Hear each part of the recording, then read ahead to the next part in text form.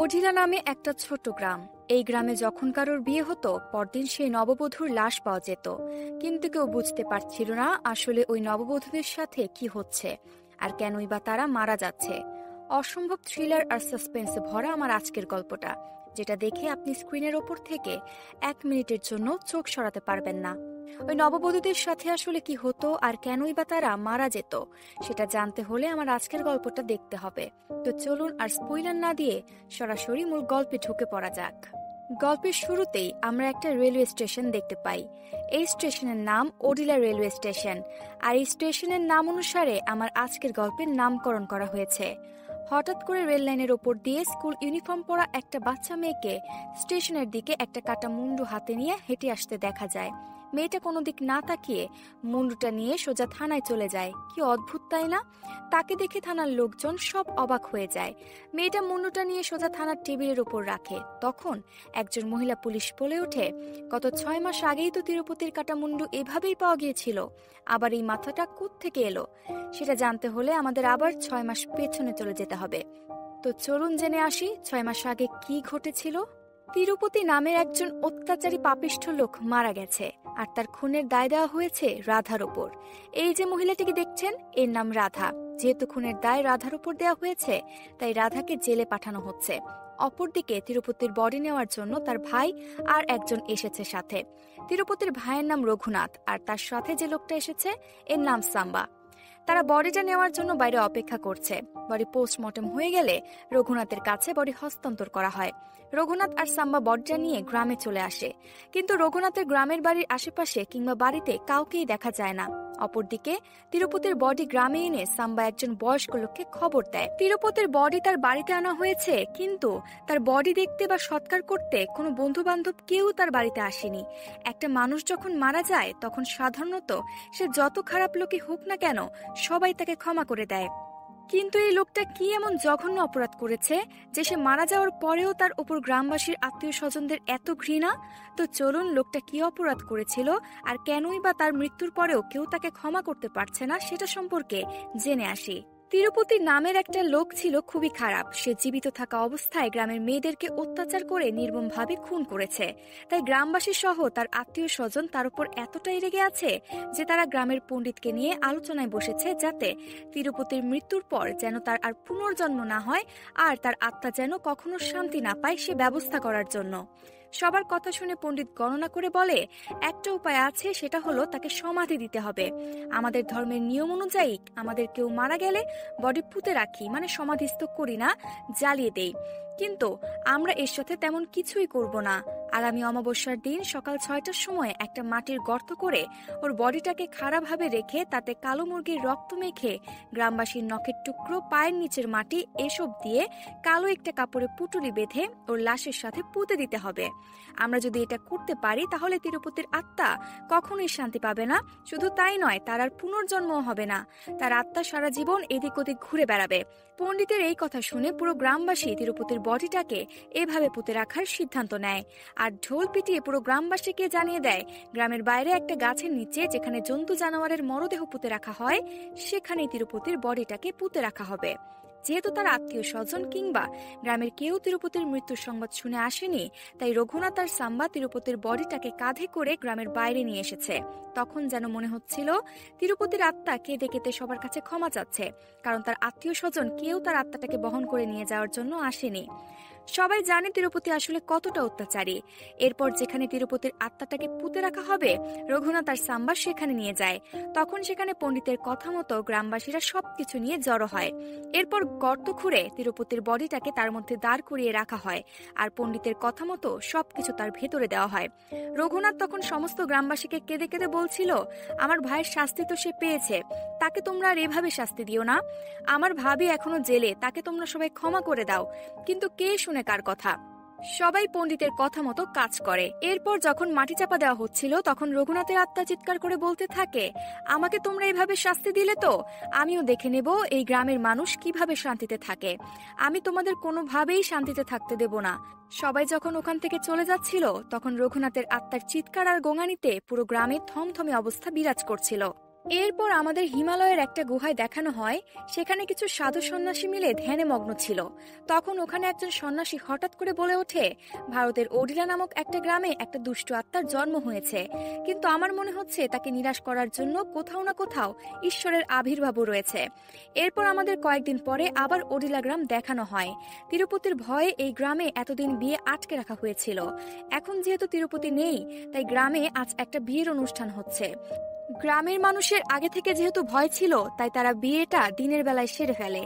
সেদিন রাতে পণ্ডিত মশাই বরকনেকে আশীর্বাদ দেওয়ার জন্য যাচ্ছিল। রাস্তায় তিরুপতিকে যেখানে সমাধিস্থ করা হয়, সেখানে এসে কিছু একটা দেখতে পেয়ে হঠাৎ তার চোখ আটকে যায়। এরপর তার মোটর সাইকেল থামিয়ে ভালো করে দেখে গ্রামের কিছু যুবক ছেলেরা সেখানে বসে নেশা করছে। তারা পণ্ডিত মশাইকে দেখতে পেয়ে কাছে ডাকে। পণ্ডিত মশাইও তাদের কাছে গিয়ে 2 পেগ মেরে দেয়। তখন ওখানে একটা ছেলে, যার নাম সমু, সে বলে, জানেন পণ্ডিত মশাই, আজ যে মেয়েটার বিয়ে হলো, আমি ছোটবেলা থেকে তাকে খুব ভালোবেসে এসেছি। এতদিন আমি তাকে দেখে এসেছি, তাকে আগলে আগলে রেখেছি, আর আজ সে অন্য একজনের বউ। আমি গাছটাকে এতদিন পাহারা দিলাম, আর তার ফল এখন অন্য একজন ভোগ করবে। আমি কিছুতেই সহ্য করতে পারছি না, আমি কিছুতেই এটা সহ্য করব না। আমি আমার পাওনা কড়াই গন্ডায় বুঝে নিব। আমি আজ ওই মেয়েটাকে রেপ করব, আর তার দোষ গিয়ে পড়বে তিরুপতির আত্মার উপর। এসব কথা শুনে পণ্ডিত মশাই সেখান থেকে চলে যাচ্ছিল। কিন্তু পণ্ডিতের একটা সমস্যা ছিল, তার পানি জাতীয় কোনো কিছু খেলেই হিসি করতে হয়। এজন্য সে হিসি করতে যাচ্ছিল, কিন্তু সামনে তাকিয়ে দেখে কয়েকজন মহিলা তার দিকে আসছে। এজন্য পণ্ডিত ওখান থেকে সরে গিয়ে তিরুপতির সমাধির দিকে যায়। যেতে যেতে সে ভুলে তিরুপতির সমাধির ওপরে হিসু করে বসে। এরপর পণ্ডিত মশাই যখন তার কাজ সেরে ওখান থেকে চলে যাচ্ছিল, তখন হঠাৎ করে তার পায়ে একটা কাঁটা বিঁধে যায়। আর সে যখন ওই কাঁটাটা বের করে, তখন তার পা থেকে কিছুটা রক্ত গিয়ে ওই তিরুপতির সমাধির ওপর পড়ে। আর সেই রক্তটা মাটি চুষে গিয়ে পড়ে তিরুপতির বডির ওপর। সঙ্গে সঙ্গে তিরুপতির আত্মাটা বেরিয়ে আসে, আর সেটা গিয়ে পণ্ডিতের ভেতরে ঢুকে। পণ্ডিত তার বাইক নিয়ে সোজা বিয়ে বাড়ির দিকে চলে যায়। এদিকে বরকনে বাসর ঘরে যাওয়ার জন্য পণ্ডিতের জন্য অপেক্ষা করছিল, কারণ পণ্ডিতের আশীর্বাদ না নিলে তাদের মঙ্গল হবে না। পণ্ডিতকে দেখে বরকনে পণ্ডিতের পায়ে হাত দিয়ে আশীর্বাদ নেয়। কিন্তু আমরা তো জানি পণ্ডিতের মধ্যে এখন তিরুপতির আত্মা ভর করেছে। তাই সে যখন কনেকে মাথায় হাত দিয়ে আশীর্বাদ করছিল, তখন কনের শরীরের যেসব অংশ দেখা যাচ্ছিল, সে খুব বাজেভাবে সেদিকে তাকিয়ে থাকে। এদিকে বরকনে পণ্ডিতের কাছ থেকে আশীর্বাদ নিয়ে বাসর ঘরে ঢুকে পড়ে। বরকনে যখন রোম্যান্সে ব্যস্ত, কনে পুরো বস্ত্রহীন হয়ে আছে, তখন সেই বাসর ঘরে পণ্ডিত ঢুকে পড়ে। তাকে দেখে বর রেগে বলে, তুমি কি পাগল হয়ে গেছো? আজ আমাদের ফুলসজ্জা, তুমি এখানে এসেছো কেন? বর তো আর জানে না পণ্ডিতের মধ্যে তিরুপতির আত্মা ঢুকে আছে। বরের এ ধরনের কথা শুনে পণ্ডিত তাকে থাপ্পড় মেরে ঘর থেকে বের করে দেয়, আর মেয়েটির শরীর খুব বাজেভাবে স্পর্শ করতে থাকে। এভাবে বেশ কিছুক্ষণ দুজনের মধ্যে ধস্তাধস্তি চলে। মেয়েটা যেন কিছুতেই পণ্ডিতের হাত থেকে বের হতে পারছিল না। এরপর মেয়েটা একটু সুযোগ পেয়ে যখন বের হতে যাবে, তখন পণ্ডিত তার চুলের মুঠি ধরে এমনভাবে জোরে টান দেয়, এতে মেয়েটার মাথা থেকে চুল সহ চামড়া উঠে আসে, আর মেয়েটার সাথে সাথে মাটিতে পড়ে ছটফট করতে থাকে। কিন্তু পণ্ডিতের ভেতরে তিরুপতির আত্মার এসব দেখেও 1 মিনিটের জন্য থামে না। সে মেয়েটাকে ওখানে খুব বাজেভাবে ধর্ষণ করে। এদিকে গ্রামবাসীরা খবর পেয়ে লাঠি সোটা নিয়ে পণ্ডিতকে তাড়া করে। দেখতে দেখতে সেখানে পুলিশ প্রশাসনও চলে আসে। পুলিশ কিছুতেই গ্রামবাসীদেরকে আটকাতে পারছে না। একটু পরিস্থিতি নিয়ন্ত্রণে আসলে পুলিশ পণ্ডিতকে ধরে ফেলে, কিন্তু পণ্ডিত পুলিশকে বলে, আমি এসব কিছুই করিনি, আমি ঘরে ঢুকে এদেরকে মৃত্যু দেখেছি। আমরা তো জানি আসলেই পণ্ডিত কিছুই করেনি, করেছে তিরুপতির আত্মা, আর সেইগুলো করে পণ্ডিতের দেহ থেকে বেরিয়ে আবার তার জায়গায় চলে গেছে।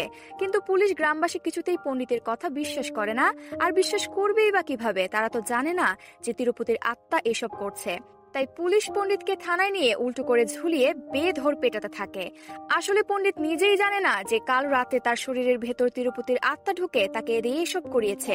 পুলিশের মার সহ্য করতে না পেরে সে কাল রাতে সমু যে কথাগুলো বলেছিল সেগুলো পুলিশকে বলে দেয়, আর পুলিশ সাথে সাথে সমু সহ তার বন্ধুদের থানায় নিয়ে এসে উল্টো করে ঝুলিয়ে বেধড় পেটাতে থাকে। সমু বারবার বলতে থাকে কাল রাতে সে নেশার ঘরে এসব বলেছে, আসলে সে কিছুই করেনি, কিন্তু পুলিশ তাদের কথা বিশ্বাস করে না।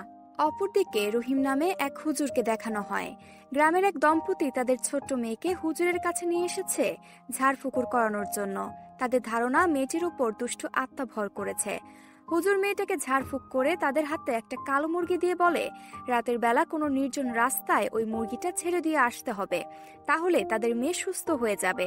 হুজুরের কথা মতো ছোট্ট মেয়েটাকে বাবা মা মুরগি নিয়ে রাতের বেলা একটা নির্জন রাস্তায় ছেড়ে দিয়ে আসে। তারা মুরগিটা ছেড়ে চলে যাওয়ার পরপরই সেই পথ দিয়ে একটা ছেলে ফোনে কথা বলতে বলতে বাইক নিয়ে যাচ্ছিল। ছেলেটার নাম এনকারিশ। সে হঠাৎ করে সামনে তাকিয়ে যেটা দেখে তাতে তার পুরো শরীর ঠান্ডা হয়ে যায়। সে সামনে তাকিয়ে দেখে ধুলাবালি আর পাতায় মোড়ানো মানুষের শরীরের মতো কিছু একটা সেই মুরগিটাকে ধরে ছিঁড়ে ছিঁড়ে খাচ্ছে। এনকারিশ খেয়াল করে দেখে এটা দেখতে একদম তিরুপতির মতো। সে পরদিন সকালে গ্রামের বয়স্ক লোক যার নাম মায়ানয়া এবং আরো কিছু লোক সহ রহিমকে জানায়। রহিম এটা শুনে খুবই চিন্তায় পড়ে যায়। ঠিক তখন সেখানে গ্রামের একজন লোক এসে তার মেয়ের বিয়ের কার্ড দেয়। রহিম লোকটাকে বোঝায় কিছুদিন আগে ওই মেয়েটাকে বিয়ের রাতে মেরে ফেলা হয়েছে, কিন্তু লোকটা নাছোড়বান্দা। সে রহিমকে বলে ওই পণ্ডিত নেশাগ্রস্ত অবস্থায় ছিল, তাই সে এই কাজ করেছে। আপনার যদি সবকিছু ঠিক না মনে হয় তাহলে আপনি আমার মেয়ের বিয়ের অনুষ্ঠানে আসবেন না। এই কথা বলে লোকটা সেখানেই থেকে চলে যায়। কিন্তু রহিমের মাথায় চিন্তা ঘুরতেই থাকে। ওই দিন রাতে তিরুপতির সমাধির স্থানে তার বাইসাইকেলটা দেখা যায়। আসলে এই বাইসাইকেলটা নিয়ে তিরুপতি পুরো ওডিলা ঘুরে বেড়াতো। আজও সে তার ওই সাইকেলটা নিয়ে রাতের বেলা পুরো ওডিলা ঘুরে বেড়াচ্ছে। পরদিন তিরুপতির আত্মার শান্তির জন্য তার মা ভাই বোন সে যে খাবারগুলো খেতে পছন্দ করত সেগুলো রান্না করে নিয়ে এসেছে।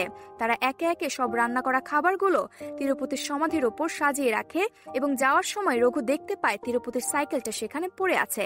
তাই সে সাইকেলটা নিয়ে যায়। তার যাওয়ার সাথে সাথে তিরুপতির আত্মা সে হাওমাও করে সবগুলো খাবার খেয়ে ফেলতে থাকে। এদিকে সেদিন যে লোকটা তার মেয়ের বিয়ের কার্ড নিয়ে এসেছিল সেই লোকটার নাম রেন্ডি। তার একমাত্র মেয়ের বিয়ে সে খুব ধুমধাম করে দিচ্ছে, কারণ রেন্ডি ছিল একজন রাজনীতিবিদ আর তার দল ছিল ক্ষমতায়। মায়ানয়া খাওয়া দাওয়া শেষ করে কনেকে গিফট হিসেবে 116 টাকা দেয়। এটা দেখে সেখানে থাকা সবাই খুব হাসাহাসি করছিল। তখন গ্রাম প্রধান বলে, আমার মেয়ের বিয়েতেও রেন্ডি 116 টাকা দিয়ে এসেছিল। এসব নিয়ে হাসি ঠাট্টার এক পর্যায়ে মারামারি বেঁধে যায় আর এই খবর অন্দর মহলে চলে যায়। তখন সেখানে রেন্ডি চলে আসে আর মায়ানয়াকে অনেক কথা শোনাতে থাকে। আগেই বলেছি রেন্ডির দল এখন ক্ষমতায়। এভাবে ঝগড়া করতে করতে দুজনের মধ্যে হাতাহাতি শুরু হয়ে যায়। মায়ানয়া যাওয়ার সময় বলে যায়, আমার মেয়ের থেকেও তোর মেয়ের অবস্থা আরো খারাপ হবে, তুই দেখে নিস। আসলে মায়ানয়ার মেয়ের বিয়ের রাতে তিরুপতি তার মেয়েকে ধর্ষণ করে মেরে ফেলেছিল। এসব কথা বলে মায়ানয়া বাড়ি ফেরার জন্য সেখান থেকে গিয়ে তার ট্রাক্টরে ওঠে। বাড়ি ফেরার পথে রাস্তায় যাওয়ার সময় তার হিসু চাপে আর সেখানেই ছিল তিরুপতির সমাধি। মায়ানয়া জানতো, তাই সে ইচ্ছে করে তিরুপতির সমাধির ওপর হিসু করে, কারণ এভাবেই সে তার মেয়ের মৃত্যুর প্রতিশোধ নিতে চেয়েছিল। হিসু করার সময় সে মনে মনে খুব শান্তি পাচ্ছিল, তাই সে তিরুপতির সমাধির দিকে তাকিয়ে বলছিল, তুই বেঁচে থাকতে মানুষ তোর ভয়তে হিসু করত, আর আজ দেখ আমি তোর সমাধির ওপর হিসু করছি। কিন্তু হঠাৎ করে সেই পণ্ডিতের মতো তার পায়ে কাঁচ বিঁধে রক্ত গিয়ে তিরুপতির সমাধির ওপর পড়ে, আর সেখান থেকে তিরুপতির বডির ওপর সাথে সাথে তিরুপতির আত্মা মায়ানয়ার ভিতর ঢুকে পড়ে। এরপর মায়ানয়া এসে তার ট্রাক্টর নিয়ে রেন্ডির বাড়ির দিকে রওনা হয়। তিরুপতির আত্মা রেন্ডিদের বাড়ি এসে দেখতে পায় সবাই ঘুমাচ্ছে, কিন্তু কোথাও বর আর কনেকে খুঁজে পাচ্ছিল না। খুঁজতে খুঁজতে দেখে দূরে একটা মাঠের মধ্যে মাচার উপর তাদের ফুলসজ্জার খাট সাজিয়েছে। কারণ এই দম্পতি তাদের আজকের রাতটাকে স্মরণীয় করে রাখতে চায়, এই জন্য তারা সিদ্ধান্ত নিয়েছে খোলা আকাশের নিচে চাঁদের আলোয় ফুলসজ্জা করবে। এরকম আজব চিন্তা ভাবনা আমি কখনোই শুনিনি। আপনারা শুনছেন কিনা অবশ্যই কমেন্টে জানাতে ভুলবেন না। এদিকে তিরুপতি সেই বিয়ের কনেকে খুঁজতে খুঁজতে সেখানে চলে যায়। ওরা যেখানে ছিল তার পাশেই ছিল ভুট্টা ক্ষেত। সে প্রথমে ভুট্টা খেতে আগুন ধরিয়ে দেয়। ছেলেটা তাকে দেখতে পেয়ে বলে, তুই কে? মায়ানয়ার ভেতরে থেকে তার আত্মা উত্তর দেয়, আমি তিরুপতি। মায়ানয়া তখন ছেলেটিকে মেরে সেখানে অজ্ঞান করে ফেলে। মেয়েটা তখন মায়ানয়ার সামনে হাঁটু গেড়ে বসে বলেছিল, আমি আপনাকে আমার বাবার মতো দেখি। মেয়েটা তো জানতো না যে মায়ানয়ার ভেতরে তিরুপতির আত্মা এসব করছে। এরপর সেই তিরুপতির আত্মা মেয়েটার মুখের ওপর একটা ভুট্টা ঢুকিয়ে দিয়ে তাকে সেখানে নৃশংসভাবে ধর্ষণ করে মেরে সেখান থেকে চলে যায়। পরদিন সকালে গ্রামবাসী এসে দেখে পুরা ভুট্টা ক্ষেত জ্বলে গেছে, আর মেয়েটাকে এমন নৃশংসভাবে ধর্ষণ করে হত্যা করেছে যেটা চোখে দেখার মতো নয়। এটা দেখে গ্রামবাসী খুব ক্ষেপে যায়। তখন পুলিশ এসে মায়ানয়া আর পণ্ডিতকে একটা বট গাছের সাথে বেঁধে বেধরম পেটাতে থাকে। তাদের যখন এভাবে পেটাচ্ছিল তখন তারা দুজন বারবার চিৎকার করে বলতে থাকে তারা এই কাজ করেনি, কিন্তু কেউ তাদের কথা শোনে না। উল্টো গ্রামবাসী পুলিশকে বলে, আমাদের মেয়েদের মেরে ফেলেছে, ওদেরকে আমাদের হাতে তুলে দিন। ঠিক তখনই রহিম ভেনকারিসকে নিয়ে সেখানে উপস্থিত হয় আর সবাইকে বলে, এরা খুন করেনি, এরা নির্দোষ, খুন করেছে ওই তিরুপতির আত্মা। এরপর ভেনকারিস সেদিন রাতে সেই মুরগির খাওয়া ঘটনা খুলে বলে, আর গ্রামে লাগানো বিভিন্ন সিসি ক্যামেরার ফুটেজগুলো দেখায়। তাতে দেখা যায় তিরুপতির সাইকেলটা রাতের বেলায় দিব্যি ঘুরে বেড়াচ্ছে। এটা দেখে গ্রামবাসী তো সবাই হতবাক হয়ে যায়। এদিকে গ্রামে দুইটা খুন হয়েছে কথা শুনে সেখানে এসিপি চলে এসে জানায় পণ্ডিত আর মায়নাকে নিয়ে যেতে চায়। কিন্তু রহিম এসিপিকে বাধা দিয়ে বলে খুন এরা করেনি, খুন করেছে তিরুপতির আত্মা। কিন্তু সমস্যা হচ্ছে এসিপি কিছুতেই এই ভূত প্রেতে বিশ্বাস করে না। সে ভাবে রহিম হয়তো এদের বাঁচানোর জন্য এসব বানিয়ে বলছে, কিন্তু রহিমও তার কথায় অনড়। সে বিভিন্নভাবে বোঝাতে চায় খুন তিরুপতির আত্মাই করেছে।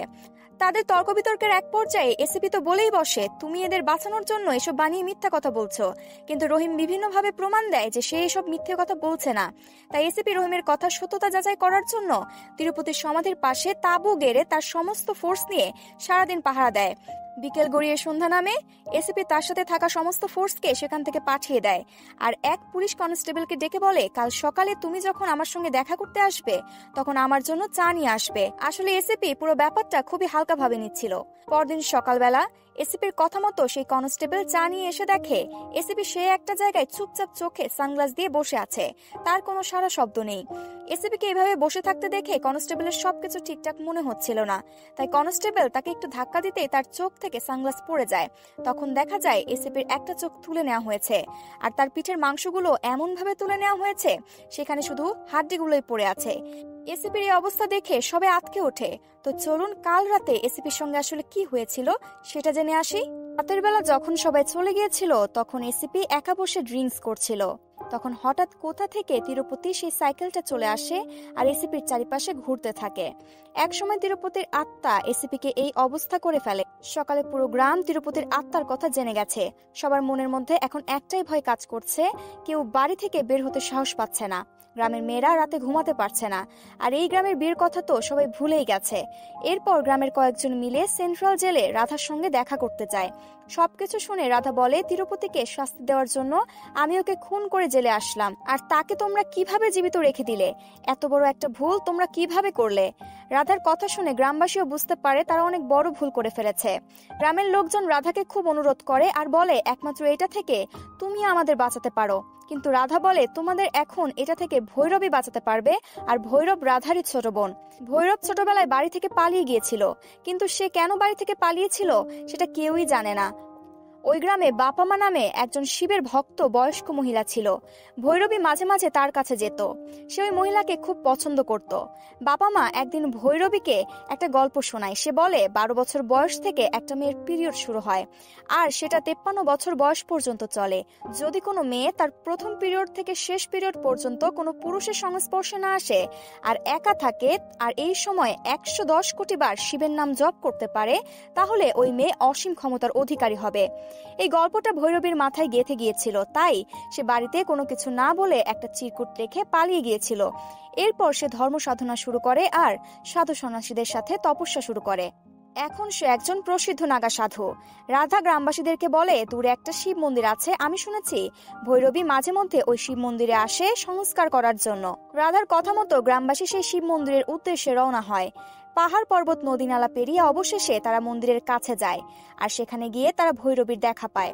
গ্রামবাসীরা যখন তাদের গ্রামের সমস্যার কথা ভৈরবীকে বলছিল, তখন ভৈরবী যেন তাদের কথায় কোনো গুরুত্বই দিচ্ছিল না, কারণ ভৈরবী মনে করে তাদের এই সমস্যার জন্য তারা নিজেরাই দায়ী। সে ওই গ্রামবাসীদের সাথে যেতে চায় না, কিন্তু গ্রামবাসীরা তাকে এত অনুরোধ করে শেষ পর্যন্ত সে ওই গ্রামে যেতে রাজি হয়ে যায়। ভৈরবী যখন গ্রামে ফিরে আসে তখন তার মনে খুব শান্তি লাগে, কারণ এটা তারই মাতৃভূমি। তার শৈশব এই গ্রামেই কেটেছে, আর আজ এতদিন পরে সে তার নিজ মাতৃভূমিতে ফিরতে পেরেছে, এটা ভেবে তার খুব ভালো লাগে। এরপর ভৈরবী সোজা সেই মহিলাটির ঘরে গিয়ে ওঠে। ওই ঘরের মধ্যে একটা নাগ মন্দির ছিল, আর ছিল ওই মহিলাটির রেখে যাওয়া একটা রুদ্রাক্ষ। সেই রুদ্রাক্ষটি ভৈরবীকে পথ দেখিয়ে নিয়ে যায়, তাকে সেই সব জায়গায় নিয়ে যায় যেসব জায়গায় ওই মেয়েগুলোর মৃত্যু হয়েছিল। তারপর যায় তিরুপতির সমাধির কাছে। তিরুপতি ভৈরবীকে তার সমাধির কাছে আসতে দেখে চিৎকার করতে থাকে আর বলতে থাকে, আমার কাছে আসবি না, কারণ তিরুপতি ভৈরবীর ক্ষমতা সম্পর্কে আন্দাজ করতে পারছিল। আর ভৈরবী তিরুপতির আত্মাটাকে আটকে রাখতে চাইছিল, যাতে সেই সমাধি থেকে বেরিয়ে আর কারো কোনো ক্ষতি করতে না পারে। তাই সে প্রথমে ওই সমাধির ওপর একটা ত্রিশূল স্থাপন করেছিল। এদিকে ভৈরবী বারবার তিরুপতির আত্মার কাছে গিয়ে অনুরোধ করতে থাকে গ্রামবাসী যা করছে তাদেরকে যেন ক্ষমা করে দেওয়া হয়। কিন্তু তিরুপতি ভৈরবীকে বলে, আমি মারা যাওয়ার পরেও তারা আমাকে শাস্তি দিয়েছে, তাই আমিও তাদেরকে ছাড়বো না।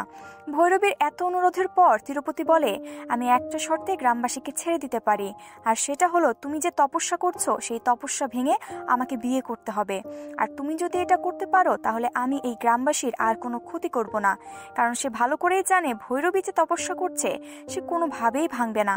কিন্তু ভৈরবী কিছুক্ষণ চিন্তা করে এই গ্রামবাসীর জন্য তার তপস্যার কথা ভুলে গিয়ে তিরুপতির কথায় রাজি হয়ে যায়। তিরুপতি এই কথা শুনে খুব খুশি হয়ে ভৈরবীকে বলে, তাহলে নতুন বইয়ের মতো সেজে এসো। ভৈরবীর এমন সিদ্ধান্তে গ্রামবাসীরা ঈশ্বরের উপর থেকে আস্থা হারিয়ে ফেলে। তারা বুঝতে পারছিল ভৈরবীর তপস্যা ভাঙা মানে তিরুপতির এই গ্রামটা আবার শ্মশান বানিয়ে ছাড়বে। কিন্তু ভৈরবী গ্রামবাসীকে বোঝানোর চেষ্টা করে। সে আরও বলে, তোমরা আমার ওপর আস্থা রাখো, আমি মনে করি এটা আমার একটা পরীক্ষা। ভৈরবী গ্রামবাসীদেরকে বলে, ওপরে ঈশ্বর আছেন, দেখছেন, আর তিনি অবশ্যই আমাদেরকে সাহায্য করবেন। ভৈরবী ওখান থেকে যাওয়ার সময় রহিমের দিকে তাকিয়ে কিছু একটা ইশারা করে যায়। ভৈরবীর আর মাত্র 1000 বার মন্ত্র জপ করা বাকি আছে। সে তিরুপতির কথা মতো কনের সাজে সাজতে বসে। এদিকে রহিম ভৈরবীর ইশারা বুঝতে পারে না, তাই সে ভেনগারিসকে বলে, ভৈরবী হয়তো তাকে কোনো একটা কিছু ইশারা করছে, সে আমাকে কিছু একটা বোঝাতে চেয়েছে আমার মনে হচ্ছে। ভৈরবী অন্য ভাষায় বলেছিল আর হাত দিয়ে কিছু একটা ইশারা করে দিয়েছিল। সে হাতটা এমনভাবে দেখিয়েছে তাতে মনে হচ্ছে কোনো একটা মুক্তির কথা বলছে। আর সবকিছু মিলালে বোঝা যায় ভৈরবীর মুক্তি। কিন্তু সেটা কিসের মুক্তি? এই গ্রামের মুক্তি না তিরুপতির আত্মার মুক্তি? রহিম এবার বুঝতে পারে ভৈরবী আসলে তাকে কি বোঝাতে চেয়েছিল। অপরদিকে সত্যায়নের দেহ ব্যবহার করে তিরুপতি ভৈরবীর কাছে আসে। ভৈরবীও প্রস্তুত। এদিকে গ্রামবাসীরা সবাই মিলে গ্রামের মন্দিরে পূজা করছে। অপরদিকে রহিম তিরুপতির সমাধি থেকে তার দেহ অবশেষ বের করছে। তিরুপতির হঠাৎ বুঝতে পারে ভৈরবী হয়তো তাকে বিনষ্ট করার জন্য কোনো একটা কিছু পরিকল্পনা করেছে। তিরুপতির মনে হয় সে যদি এখানে থাকে তাহলে অন্যরা তিরুপতির সকল প্ল্যান নষ্ট করে দেবে। তাই সে ভৈরবীকে বলে, আমি তোকে বদ্ধ ঘরের মধ্যে ভোগ করব না, আমি তোকে পুরো গ্রামবাসীর সামনে ভোগ করব, যাতে সবাই দেখতে পায়। এজন্য তিরুপতি ভৈরবীকে মন্দিরের কাছে নিয়ে আসে। গ্রামবাসীকে বলে, আজ সবার সামনে আমি ওকে ভোগ করব, তোমরা সবাই তাকিয়ে তাকিয়ে দেখবে, কেউ ভুলেও যদি চোখ বন্ধ করো তাহলে আমি তাকে শেষ করে দেব। এরপর তিরুপতি যখন ভৈরবীকে ভোগ করতে যাবে তখন সে খেয়াল করে ভৈরবী বারবার ওই মন্ত্রটা জপ করছে। আর এই মন্ত্র জপ করতে আর মাত্র কয়েকবার বাকি আছে। তারপর ভৈরবী অসীম ক্ষমতার অধিকারী হয়ে যাবে। তিরুপতি এটা বুঝতে পেরেছিল, তাই সে বারবার ভৈরবীকে আঘাত করতে থাকে। আঘাত করতে করতে একসময় ভৈরবী অজ্ঞান হয়ে সেখানেই পড়ে থাকে। তিরুপতি ভৈরবীর ওপর এমন নৃশংস অত্যাচার করে তা দেখে তার মা আর ভাই তাকে থামতে অনুরোধ করে। কিন্তু তিরুপতি কারোর কথা না শুনে তাদেরকে ওখান থেকে সরে যেতে বলে। কেউ ভৈরবীর কাছে আসতে সাহস পাচ্ছিল না। তখন ভিড়ের মধ্যে থেকে একটা বাচ্চা মেয়ে বেরিয়ে আসে আর ভৈরবীর গা থেকে রক্ত নিয়ে পাশে মন্দিরের গায়ে লাগিয়ে দেয়। এর পরপরই ভৈরবীর মধ্যে শক্তির সঞ্চয় হয় আর জ্ঞান ফিরে আসে। এটা দেখে তিরুপতি তার সমস্ত মন্ত্র জপ করে পুরো গ্রামবাসীকে শেষ করে দেওয়ার প্ল্যান করে। এদিকে ভৈরবীর মন্ত্র পড়া পূর্ণ হয়ে যাওয়ায় অদৃশ্য থেকে তার কাছে একটা ত্রিশূল হেসে পড়ে। ভৈরবী এবার ওই ত্রিশূল দিয়ে সত্যায়নের শরীরে আঘাত করে। সাথে সাথে সত্যায়নের শরীর থেকে তিরুপতির আত্মা বেরিয়ে যায়। এদিকে রহিম তিরুপতির সমাধি থেকে তার বডি বের করে আগুনে জ্বালিয়ে দেয়, আর সাথে সাথে তিরুপতির আত্মার বিনাশ ঘটে। এর কিছুদিন পর ভৈরবী গ্রাম ছেড়ে চলে যাচ্ছে, আর তাকে বিদায় দেওয়ার জন্য গ্রামবাসীরা সবাই একত্রিত হয়েছে। ভৈরবী যখন গ্রাম ছেড়ে চলে যায় তখন তিরুপতির সাইকেলটা আবার চলতে দেখা যায়। আর এটা দেখে বোঝা যায় ওডিলা গ্রামে তিরুপতির আত্মা এখনো ঘুরে বেড়াচ্ছে। আমার আজকের গল্পটা আপনাদের কাছে কেমন লেগেছে তা অবশ্যই কমেন্টে জানাতে ভুলবেন না। আর এরকম নতুন নতুন গল্প পেতে আমার চ্যানেলটা সাবস্ক্রাইব করা না থাকলে সাবস্ক্রাইব করবেন। আজ এ পর্যন্তই। ফিরে আসবো আপনাদের মাঝে আবারও নতুন কোনো গল্প নিয়ে। সে পর্যন্ত সবাই ভালো থাকবেন।